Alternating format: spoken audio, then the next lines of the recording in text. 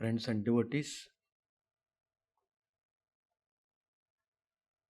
I express my grateful thanks to Swami Chidananda ji for having invited me to participate on the most holy occasion of observing Lord Krishna's birthday festival. It's a great joy to think of him, to sing his glories, and to remember him frequently. Lord Krishna has given most wonderful message for the whole humanity. All his messages have been condensed and given to us in the form of Bhagavad Gita. Bhagavad Gita is the quintessence of our scriptures. Lord Krishna gives various paths to reach the abode of divine. Just now we have heard chanting by the group, chapter 11, chapter 12, Bhakti Yoga. Every yoga has got its own disciplines. What is most needed is sincerity and practice. If we are sincere and practice, surely, without any doubt, we reach the abode of truth. And just now I am chanting the chapter 8 of the Bhagavad Gita. Afterwards, I will speak on the glory of God's grace. Every chapter is called yoga. That means every chapter prepares you to come closer to God. And last chapter 18, it summarizes the whole Bhagavad Gita. So Lord Krishna says in the chapter 8, what is Brahman? What is the individual self? Why does the individual soul keeps coming back and forth into this universe? And what is the way to freedom? These things are very clearly being defined by Lord Krishna in chapter 8. So first he says, what is Brahman? Because people keep on debating on the existence of God, whether it is real or unreal, whether it is true or not. Lord Krishna explains it that the supreme, indestructible or imperishable principle of consciousness is called Brahman, while individual self is called Adhyatma. The conditions and compulsions which bring forth the existence of beings is called karma. It is karma that brings us back and forth into this universe to pass through various experiences of happiness and misery.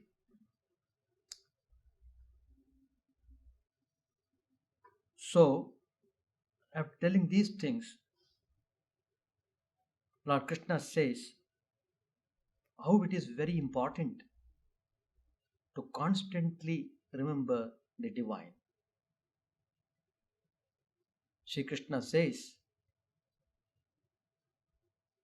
at the time of death, at the hour of death, when the soul departs the body, what is it that thinks at that point of time? That determines the future life of the person. So, Lord Krishna says, if you constantly dwell upon the divine name,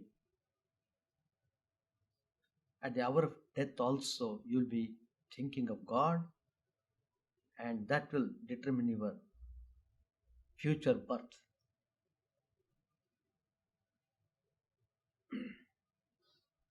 So, it is very important that we should constantly remember Him. That's what Lord Krishna says. This may look very simple. We may say, well, I shall remember Him at the time of death. What is so difficult about it? It's a very easy way to liberation. Just think of Him at the time of death, you can be liberated. But the fact is, it is not as simple as it appears. One thinks of only those thoughts in which one's life is immersed. For example, attorney. What you would do all day in and day out, you would be constantly remembering cases. He would be constantly remembering about his clients. What about a doctor? He constantly thinks about his success and failure in his medical profession. If you take an example of a businessman, he should be mentally busy in his accounts of loss and profit. So, this way, so many types of thoughts bother us all the time. So, there's no time to think about the divine. The mind is totally occupied by all these alien thoughts. So, it is so difficult. Unless you practice every day thinking of the divine, you will not be able to think of Him at the hour of death. So Lord Krishna advises him, think all the time about the divine and do whatever duties you have been assigned. You are sure to come to me. That's the assurance given by the Lord. Whoever takes the form of divine name, in whatever form of God you believe in, doesn't matter. God knows he is worshipping Him only. So He takes care of it. Your responsibility ceases when you keep on repeating God's name. And the next, God takes care of it. So, Lord Krishna gives various methods of achieving that goal. And people are propelled by selfishness, name, fame, power, position, and all these things. They drag the soul again and again on into this world, and into this universe, into this earth, to keep on harboring upon whatever you wanted to do.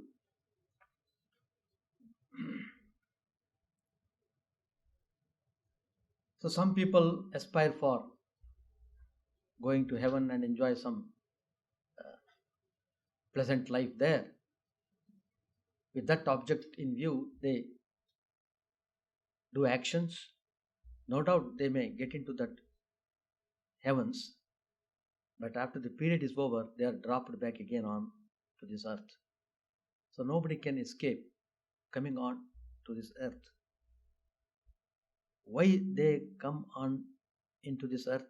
It is to carry forward their journey. The journey is not complete unless you realize your true nature. Unless you reach the abode of truth, your journey is not complete. Until and unless the journey is not complete, you have to keep on coming back and forth, even if you don't like. It's not your likes and dislikes that push you here. There is some divine law, divine rule that propels. So your actions alone determine your future path. स्थापकाय च धर्मस्य सर्वधर्मस्वरूपिणे स्थापकाय च धर्मस्य सर्वधर्मस्वरूपिणे अवतारवरिष्ठाय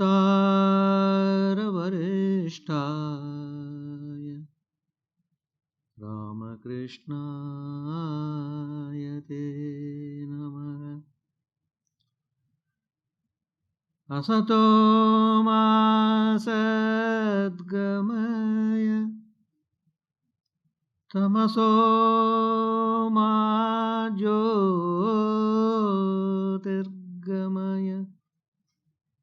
मृत्योर्मामृतङ्गमय। ॐ शान्ति शान्ति शान्तिः।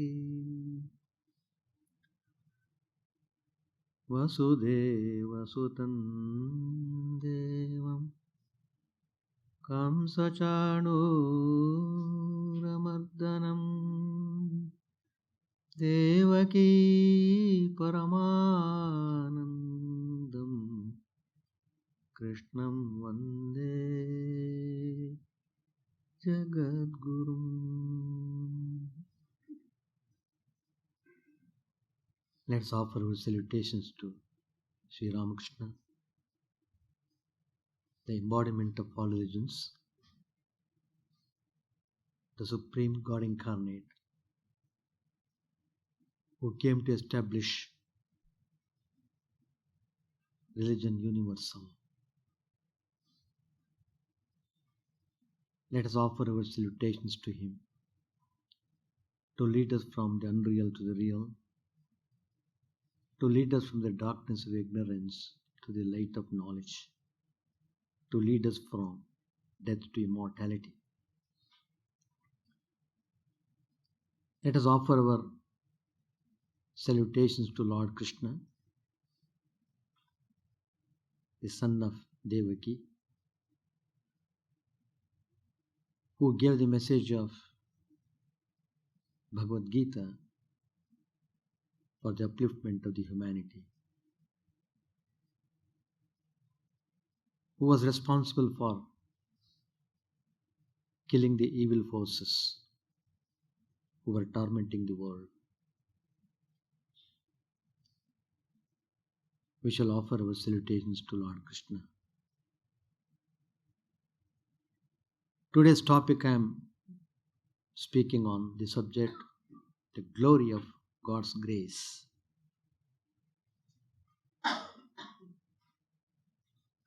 We should be open-minded in trying to understand the most precious grace.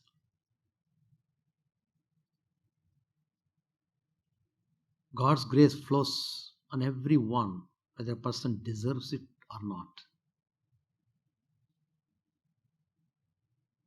That's why God is considered impartial.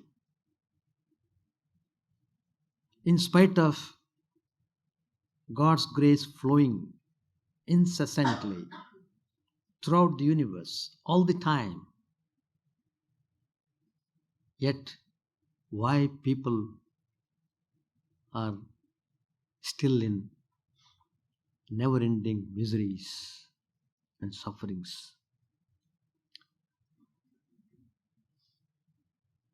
Whoever has really tasted divine grace should certainly be free from any sufferings.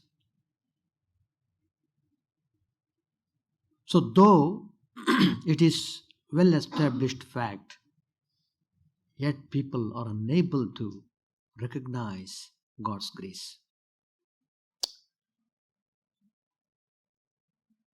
That is simply because we are in total ignorance. Mind is covered with tremendous ignorance. So, it means you must bring the light of knowledge. So, dissemination of spiritual knowledge is extremely important. People need to be educated on priority basis on the spiritual values. That's the only solution for all the sufferings we are seeing in this world. People are starving of spiritual education. Lord Krishna very emphatically says in the Bhagavad Gita, Adhyatma Vidya Vidyana. There's so many types of education available. None of this is important. Most important of all this education is spiritual knowledge. Spiritual knowledge, not based on any particular community, caste, color, creed. No. It is based on cosmic principles. That's why today I have chosen the chapter 8, Akshara Brahma Yoga. Just now it sang. How Lord Krishna very nicely describes the truth in that chapter. God is called Brahman there.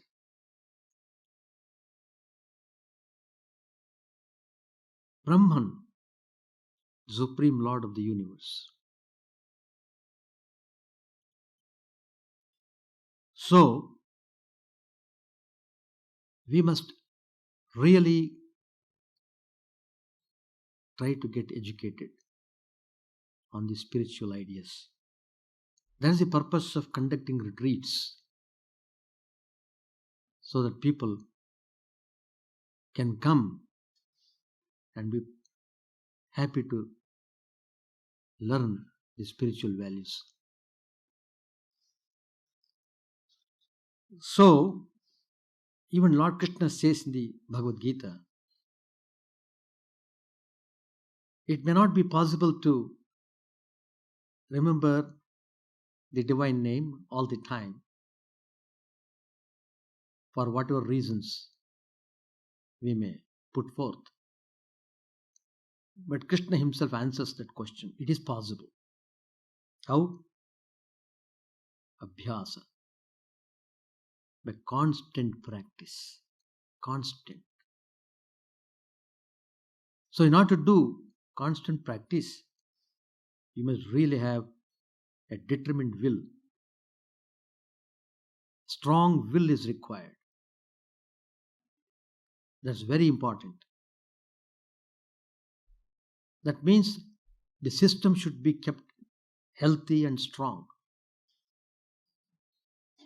So you must take such steps which will maintain your health properly,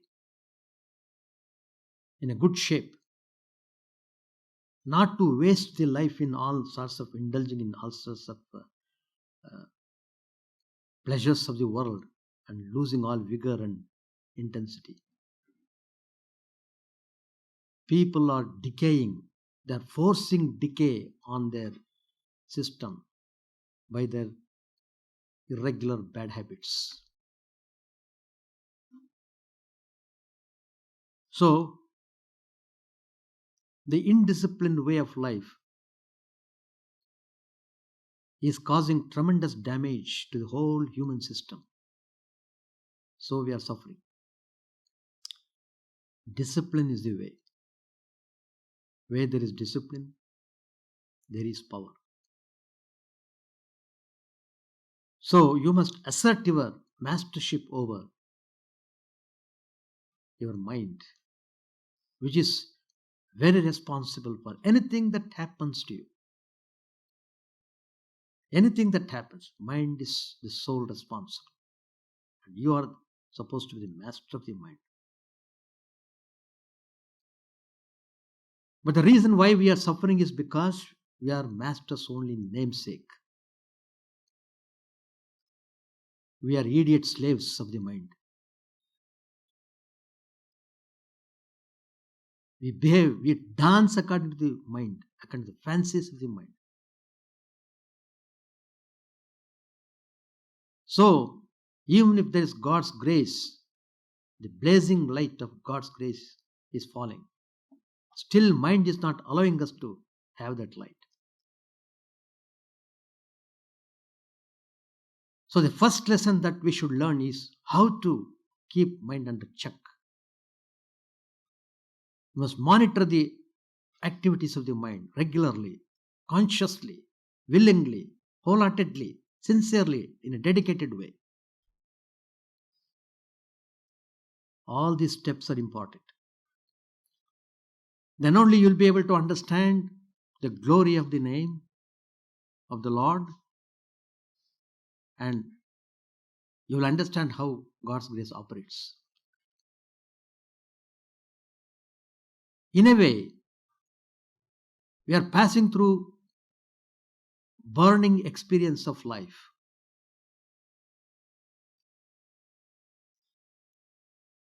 In order to learn a lesson, life is a lesson. You have to learn. One is learning lovingly. That's wonderful way of learn. But some people, they don't want to learn. But then it will be forced upon them. There's no doing. You must learn. If you don't learn, be ready to suffer. No government on this earth can save you from suffering. No change of presidents will save you from the suffering.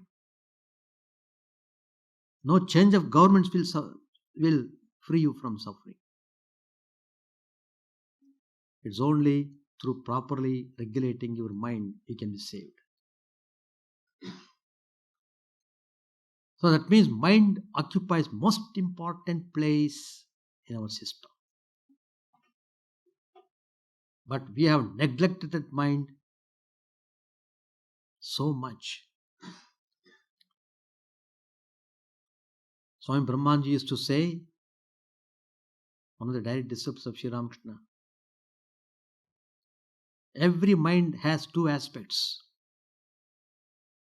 One is non-spiritual mind, another is spiritual mind.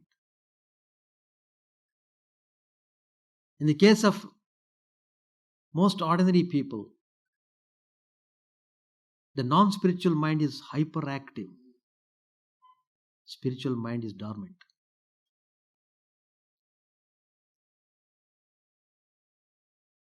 As long as you keep the spiritual mind dormant, how can you expect any real happiness in this life?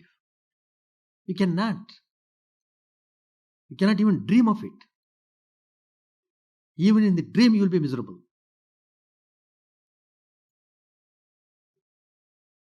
And you will not know what real happiness means. You come to that level. So, the whole human personality is erased, as it were, by non-spiritual mind. That's why Swami Vivekananda plays very important point at the Parliament of Religions. Each soul is potentially divine. Manifest the divinity. It is for the manifestation of the divinity you are being born as a human being. If you don't give attention to the manifestation of the divine qualities in yourself, be ready to be born as a snake, fox, tiger, lion, wild animals, brutes, etc.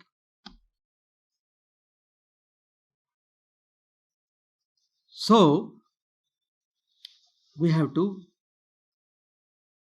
really control the mind properly and develop all spiritual qualities essential.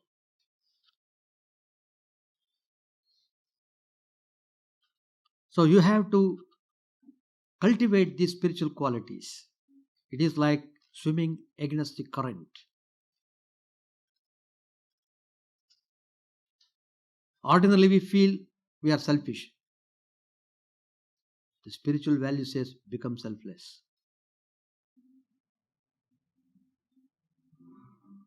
Sri Ramakrishna has clearly pointed out in the Gospel there are 6 dangerous enemies living in everyone. Dangerous enemies. Kama, Krodha, Lobha, Moha, Mada, Matsarya.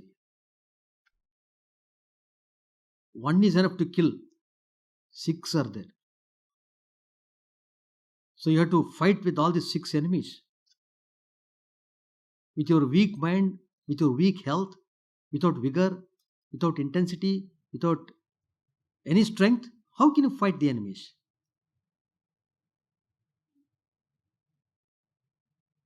In fact, for most of us, fighting has not started at all.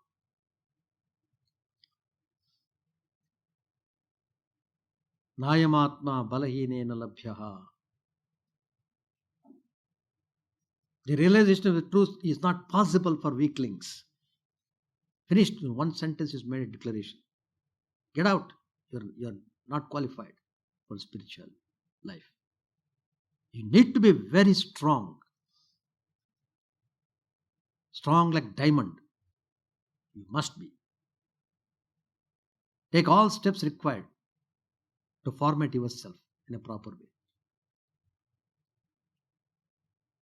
You have to program yourself properly.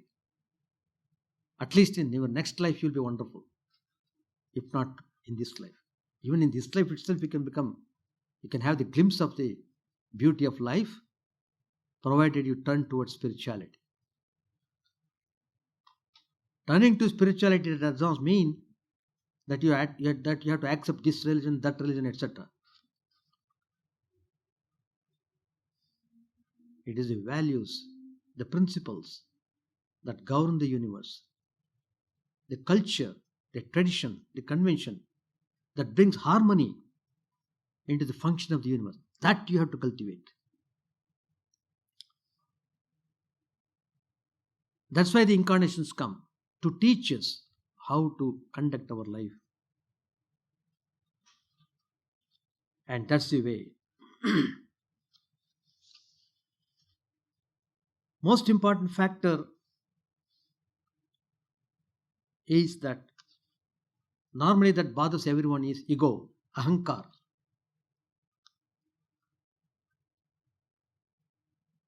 Swami Vivekananda gives a nice story. A frog in the well. Beautiful story. The frog, somehow it got $1 coin.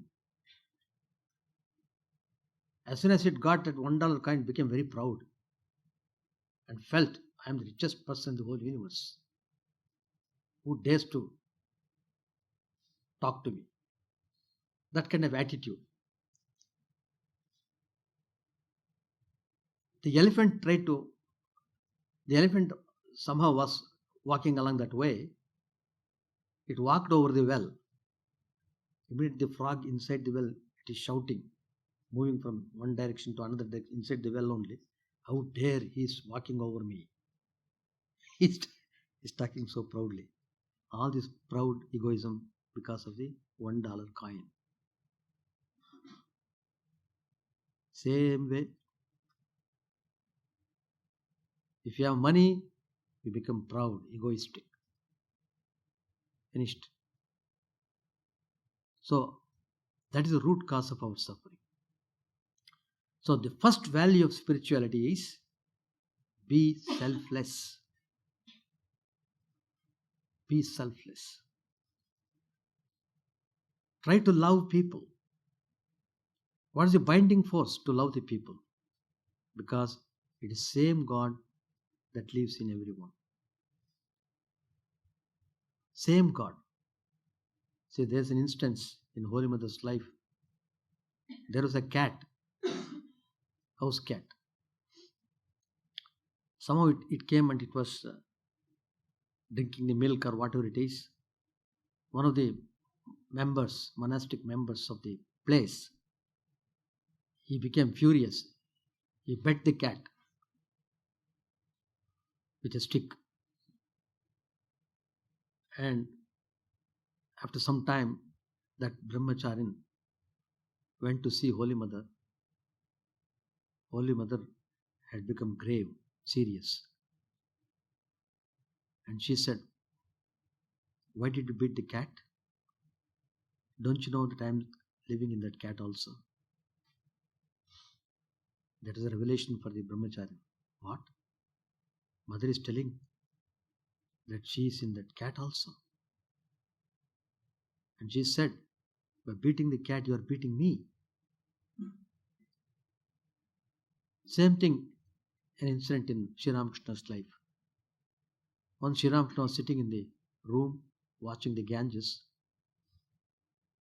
There in the boat, the boatmen were quarreling. In the heat of argument, one fellow bet the other. Immediately Sri Ramakrishna cried, "Oh, Hriday, Hriday," like that.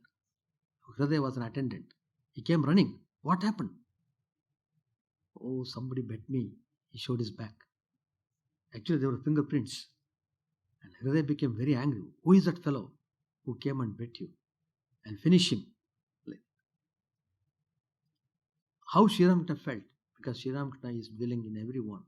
And he bet that boatman. He felt as if he was bet. He was bet. So, you have to develop love. That culturing of love is important. Loving our own children, kith and kin, is perfectly all right. There's nothing wrong, nothing special about it. What special is there? But if you love a neighboring child, there is special. It is special. So you have to extend that love. Loving your own country, what speciality is there? But loving the other country is special. So like that. So Swami Vivekananda explains, if you can't get rid of ego, expand that ego. Feel that the whole universe belongs to me. I belong to the whole universe. Feel that way. Feel that you are possessing the whole universe. So like that they give so many examples. What I mean to say is, you have to culture. Culturing of mind is very important. Disciplining the mind is very important. Then only you will understand how God's grace works. And as I was telling, there are 6 enemies in every one. Kama, Krodha, Lobha, Moha, Mada, Matsarya. Desire, never-ending desire. The moment you try to fulfill desire, immediately the next set of desires are ready. Asha pasha shatairbaddaha kama krodha parayanaha ihante kama bhogartam anyayena artha sanchayam. Lord Krishna says in the Bhagavad Gita, hundreds of desires, they are tightening the neck of the person. Hundreds of desires, one or two tightening itself is enough for the man to die. Hundreds. In order to fulfill those desires, he becomes infatuated with anger. Kama krodha parayanaha. In order to satisfy the desires, he begins to earn money by improper means, by illegal means.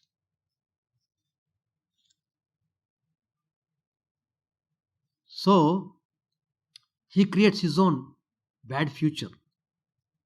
By indulging in bad acts, one becomes a wicked person in the next life.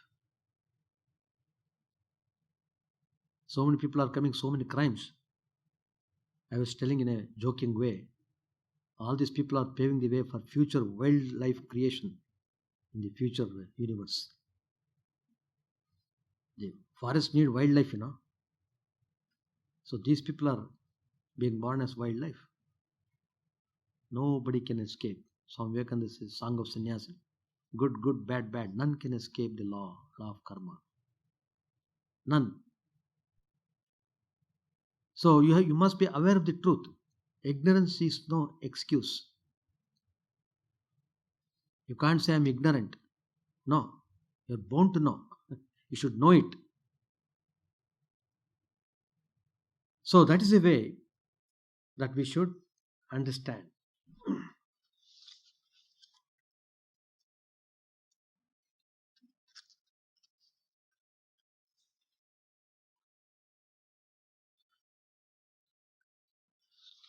So grace works like that. If a person is devoted, selfless, loving, then he will understand the glory of grace immensely.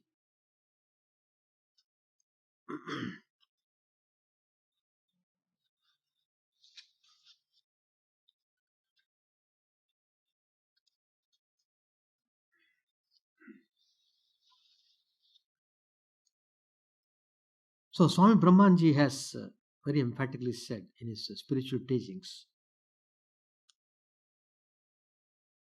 the most important aim in spiritual life is attainment of God's grace. Once you attain the God's grace, God's realization is very imminent. Any moment it can occur. As I said earlier, the breeze of grace is always flowing. It is blowing like air. Unfurl your sails. Give up all worldly allurements and totally resign yourself to the Lord. You can't love God and the world at the same time. The reason is, when your mind is occupied with the worldly things, to that extent, mind is not after God. That means mind is divided. 75% of the mind is in the world, 25% maybe probably in God. No. God gives his vision only when your 100% mind is given to him. Not even 1995. Of course, if you have got 95%, if your 95% of mind is on God, just only 5%, God himself will give you the opportunity to make it full, make it 100%. He gives you the opportunity. Through some experience, he will make you understand the glory of grace.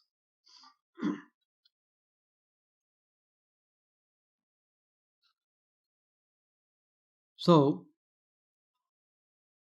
you should ask yourself, what is it I want?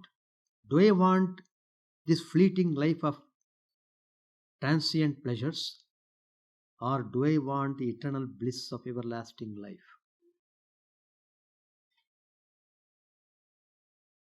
So that determines your next step. So you should think of God as your own. He's the nearest point. He's in our own heart. We can see him in the heart, enshrined in our heart. And you must pray to him, O Lord, reveal yourself to me. God cannot remain unmoved by the pleas of such a devotee. He hastens to him and takes him in his arms.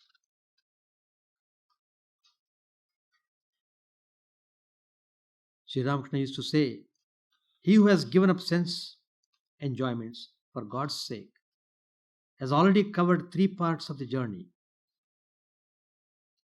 Is it easy to renounce bodily cravings?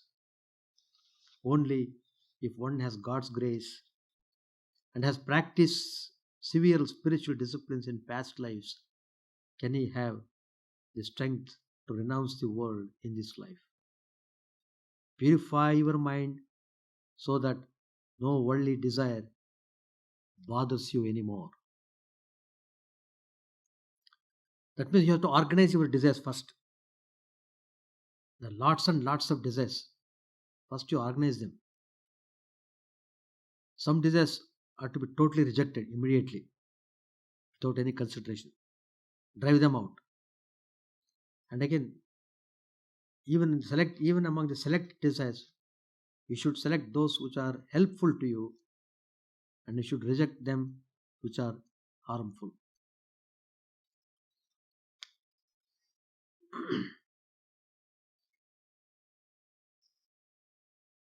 Sri Ramakrishna says, because one may keep on repeating God's name, but one needs God's grace to have his vision. Is it an easy thing to receive God's grace? Sri Ramakrishna answers that question. One must altogether renounce egotism. One cannot see God as long as one feels, I am the doer.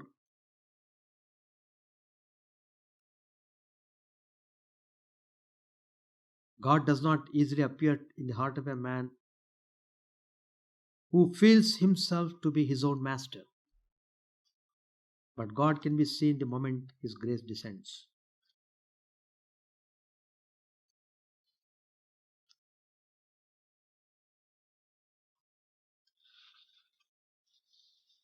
And there are so many instances where the grace of God is glorified.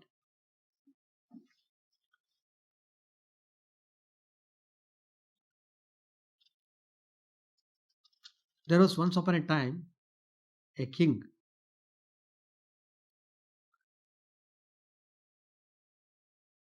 He was very great in various respects,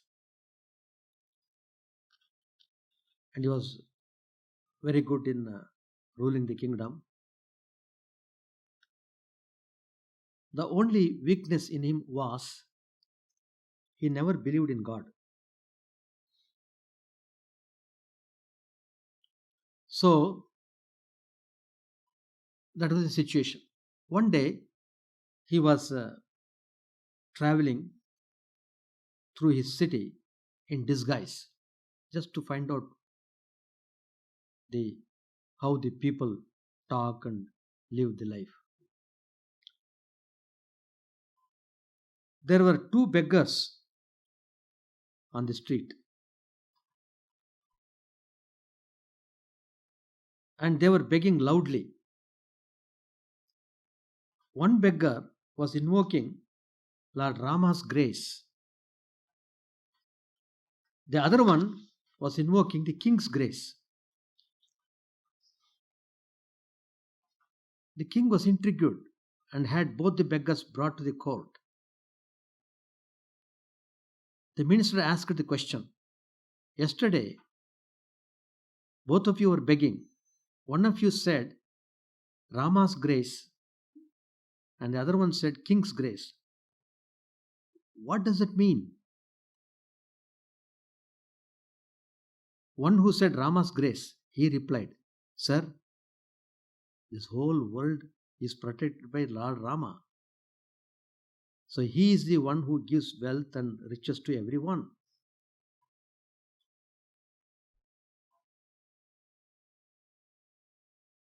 The minister now spoke to the other beggar.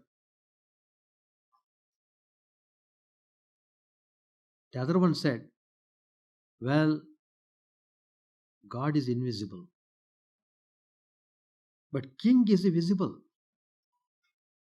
If king so desires, he can make anyone rich. It looks true, but it is not so. That's the point.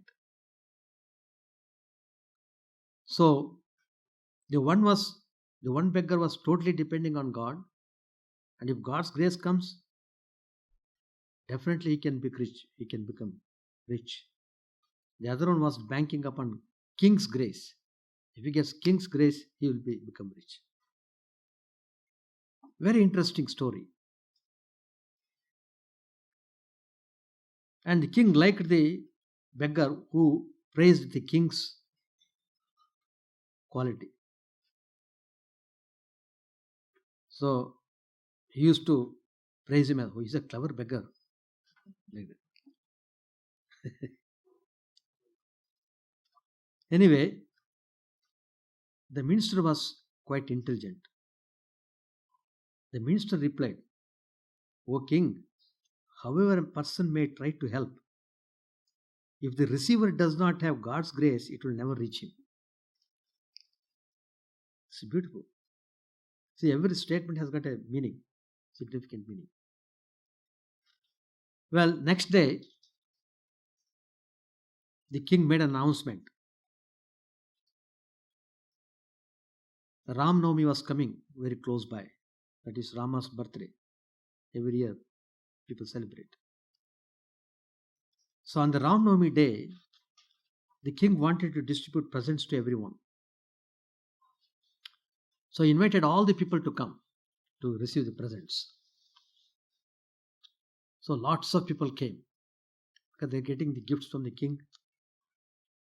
In that group, these two beggars were also there. One who was invoking God's blessings and one who was invoking king's grace, etc. So what the king made arrangement, every person who would come would be given one piece of cloth and one pumpkin. Everybody would be given. So as the people moved on, the king's grace beggar, his turn came. He came up. The king recognized him. He was the man who praised the king. So he whispered to one of his attendants, and the minister went inside and brought a pumpkin. The pumpkin and the cloth were given to the beggar. After some time, of course, the beggar who was invoking Rama's grace also received the gift like anybody else, one cloth and one pumpkin.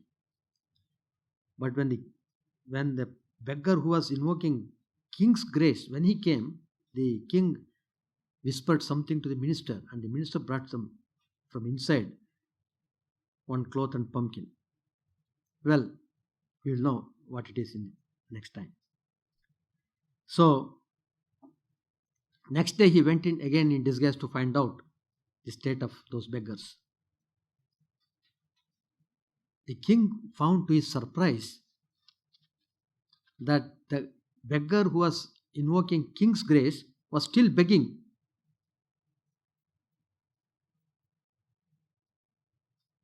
And he was puzzled. Why? Why should he beg? Because he thought he had given a lot of diamonds, jewels, etc. in the pumpkin. He thought like that.